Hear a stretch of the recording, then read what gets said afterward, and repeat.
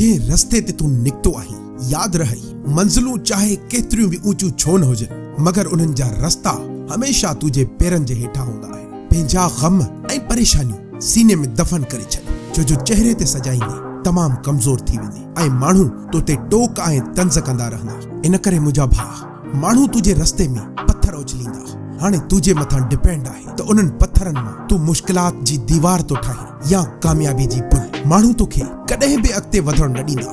इन जे करे अगरि सिज वांगुरु चमकणो थी त सिज वांगुरु तपणो बि पवंदी। हिन वक़्तु माण्हुनि खे तुंहिंजी काई परवाह न आहे, छो जो माण्हू तॾहिं तुंहिंजी परवाह कंदा जॾहिं तू उन्हनि जी काई परवाह न कंदा, ऐं माण्हुनि खे तॾहिं फ़र्क़ु पवणु शुरू थींदो जॾहिं तोखे उन्हनि जो कोई बि फ़र्क़ु न पवंदो। ए मुंहिंजा दोस्त, ए मुंहिंजा भाउ, मां मञां थो त तू माज़ी कॾहिं बि नथो बदिलाए सघीं, पर हाल ऐं मुस्तक़बिल तुंहिंजी मुठ में आहे।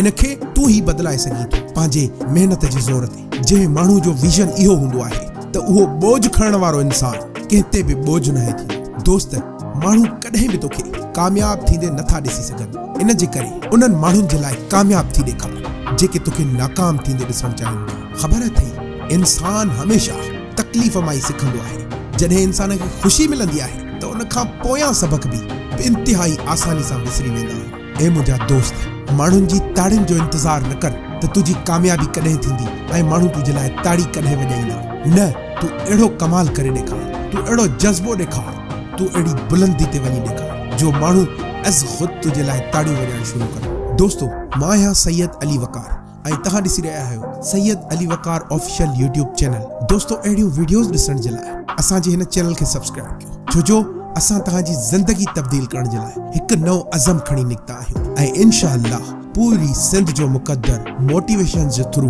बदिलाए ई रहंदासीं। मुंहिंजूं तमामु नेक तमन्नाऊं ऐं दुआऊं तव्हां सां गॾु आहिनि।